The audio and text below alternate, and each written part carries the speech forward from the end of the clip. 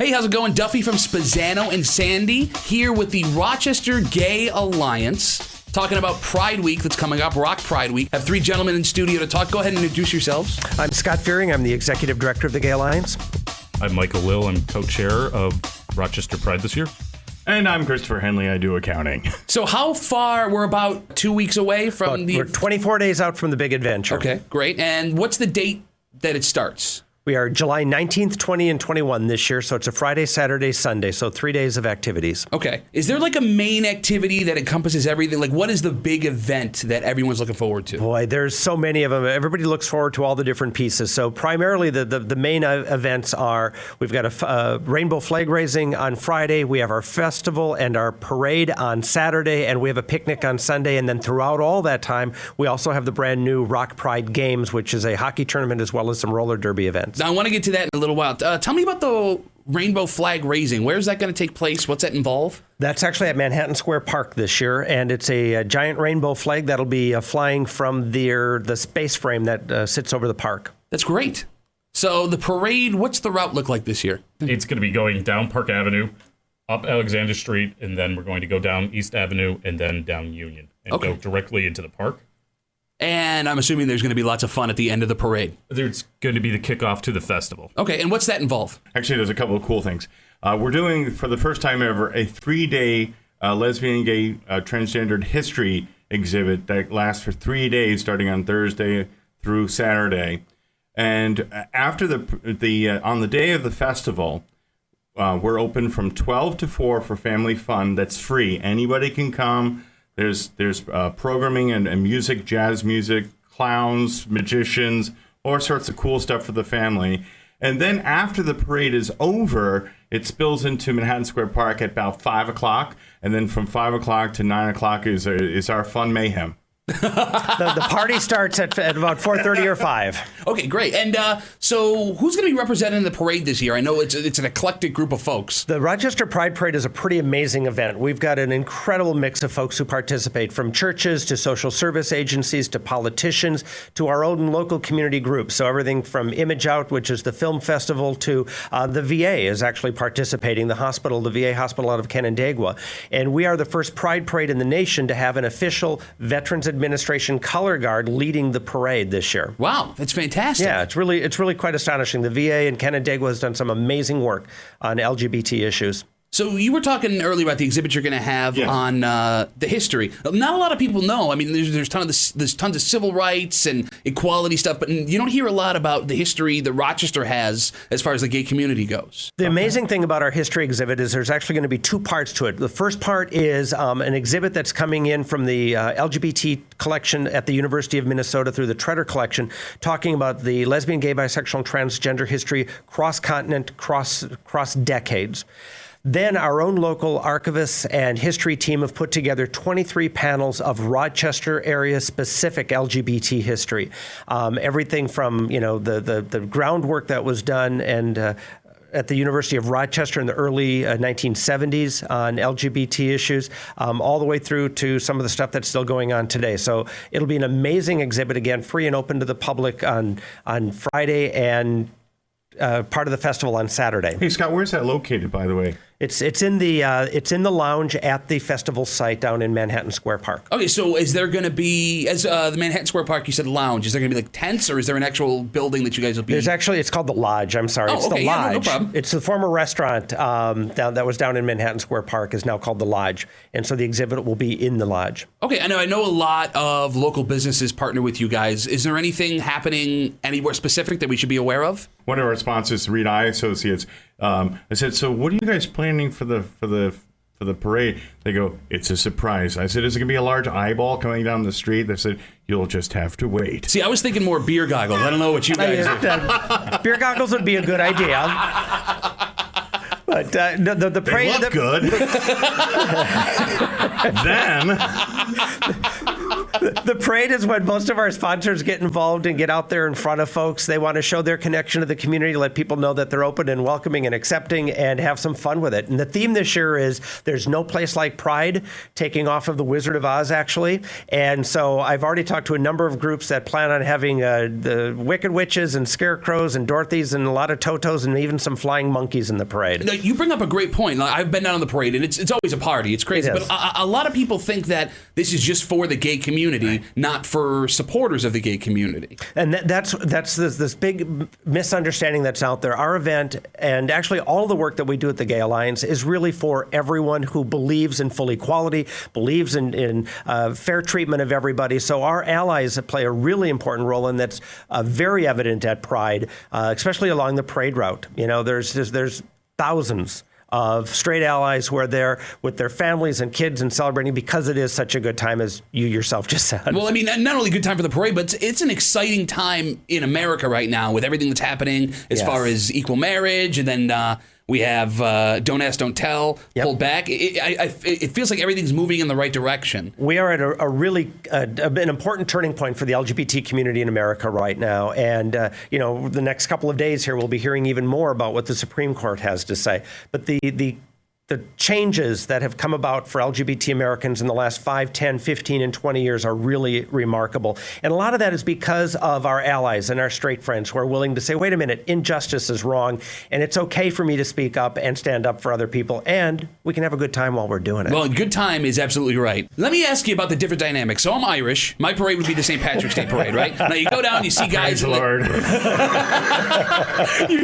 go out, you see guys in their tweed jackets and their hats, and they're laying back and having fun. And then you also see the crazy guys in the goggles, faces painted. Now, I'm sure it's the same kind of dynamic at the parade with you guys. Oh, absolutely. You've got people who are really fabulous and decked out in their feathers and boas and things like that, as well as the people there in their business suits and, again, the VA color guard in their uniform. So it's everybody welcome, everyone having a good time. It's all about continuing a conversation. I'm sorry. One of the reasons why we're bringing it back into Manhattan Square Park is to open it up more to the community. We want to get people to come down and to know this is a great festival. We want it to be just as big as eventually like Park Ave or Lilac Fest.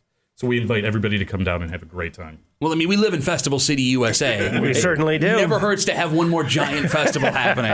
Rain or shine. So you guys, what I thought was really cool, I was reading about this a couple of weeks ago. Now, I mean, someone who isn't involved in the community thinks gay, lesbian, bi, transgendered, arts, music, fabulous festival. Right. Not a lot of people think sports. Correct. And what you guys have going on at the Bill Gray's Regional Iceplex that weekend is, I think, is one of the coolest things of the event. It is really cool. We're really excited about this opportunity. Actually, what happened is the manager at the Iceplex, he called me and said, we'd like to do a hockey tournament during Pride Weekend. And I said, hey, that's a great idea. Let's get together. In the meantime, he spoke to the folks at the Monroe County Sports Commission, and they were really jazzed by the idea and have challenged us to turn it into an entire an event within Pride next year. So not only will we have hockey and hopefully roller derby coming back next year, but we're adding softball. Roller derby. You're not allowed. He looks like he can do some damage. I'm going to warn the women, no Christopher allowed at roller derby. So not only will we have, okay, back to business. No, dude, take your time. We got nothing but time, man. Not only will we have hockey and roller derby next year, we're going to add volleyball, softball. We're talking about disc frisbee and all sorts of other things, and have it be its own little mini gay games, its own little mini gay Olympics here as part of our Pride Festival. It's a way to bring folks in, have tournaments, and who knows where it might go. We've gotten actually some national interest on this particular event, so it's going to grow. And you're absolutely right. Sports are an important part of the LGBT community, and we've seen all the professional athletes coming out in the last couple of months here, and I think it's just going to continue to grow, and the understanding is going to continue to enhance. Well, it seems like almost fitting that hockey is where it starts because they have that program that they run. You Can Play Too. Is that? Yes, it's an amazing. Yeah. Amazing program that they run. Now, I'm a big hockey player. Okay. Do I have to be a gay gentleman, or can I be a supporter to play in the tournament that weekend? You can be a supporter. The cool thing about LGBT hockey is, yes, they do have a men's division and a women's division, but most of the teams are mixed. So you can have teams with men and women and bi folks and trans folks and everybody in the world, and there are straight allies involved as well. So, it's just going to be about fun. And the tickets to the hockey tournament, actually, to go and to watch the tournament are free this year. And if you haven't been down to the Bill Graves Regional Iceplex, it's a fantastic facility, world class, right here in our backyard, and that is just an exclamation point on a reason why you should go check it out. I think they have beer there too, don't they? Yeah. I get the feeling that everything that's happening this weekend is going to have beer there. But tell me if I'm wrong. From 12 to 4 will be sober time, so that's good. When the clowns are there? I'll be still waking up at that yes. point, but clowns are there, that's right. So, this is the most fun I've ever had in front of a microphone, by the way. I'm so sorry. So let me. We have three different looking gentlemen here. Fun, straight laced, in charge. I just had surgery. If I could ask you to go through and talk to me about what you guys are each most looking forward to for the event that weekend. Well, as the executive director of the Gay Alliance, my role, and maybe I'm the straight-laced looking one here, all done up in my official Gay Alliance outfit. You look great in the polo. I'm gonna tell thank you. Yeah. Fabulous. But for the Gay Alliance, this is about building community. This is about bringing people together, our friends, our allies, our community members, and helping to bring some visibility. As Michael said, we wanted to get the festival back downtown because we want to show people we are at the heart of Rochester, and we truly are, as the saying goes, we are truly everywhere. And it's a great opportunity for everyone to come and join us. And we welcome everyone to come in and join us. So for me, it's about community building, about enhancing our place in Rochester.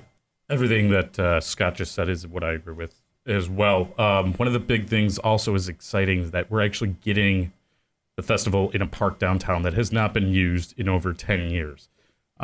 They started using it a little bit last year with the Fringe Festival, but that was just on the lawn area. We're actually going back in to where Party in the Park all started, and we'll be able to have this festival showing off what can be done there, getting something down into the center of the city, which we need more stuff into downtown Rochester. I think what's really exciting from my perspective is we're going to have the show Rent from the Blackfriars. They're going to be doing an opening. Rochester is welcoming back RuPaul Drag Race. Let me say that 5 times fast, please. If I could say RuPaul's Drag Race, does that make me straight? That's okay. There we go. I'm good. RuPaul's Drag Race Pandora Box will be featured headliner, as well as, if everything comes through today, the artist Dev and G6 girl. The G6 girl. She's smoking hot. Yes. And I'm not even on her team. No, I mean, Deb is a fantastic show. If you've never seen her live, that is a reason alone. Let's say you have nothing to do, you do not agree with anything these gentlemen are saying. Go see Deb. It's an amazing show. Absolutely. I'm kidding. We don't need anyone causing problems down at the... No, absolutely. And we also have our stalwarts, Samantha Vega and Kasha David. And we're Kasha Davis. Gee, I get slapped by her for saying that wrong. But there's a real sense of joy. I mean, the whole issue is about civil rights and equality. My mom, my dad, my brothers, my sisters, we're your family. We're all a part of this together. We survive together. We day in and day out, we work together. And it's something that it's really important to not just talk about the civil rights issue, but to celebrate the commonality of one another, that you care about your brothers and sisters, that one person's not treated differently because they might be gay, because they might be straight, or because they might be transgender or lesbian. So these are the things that are important to us. And this is a day and a weekend to celebrate the diversity, but also really to bring some kick-butt talent to the stage. And thanks to, everything that Intercom Marketing has done with PXY, Megan Carter's really working on getting Dev for us, and that looks like that's kind of going to come through. And ultimately, hey, the gays know how to throw a party, We do.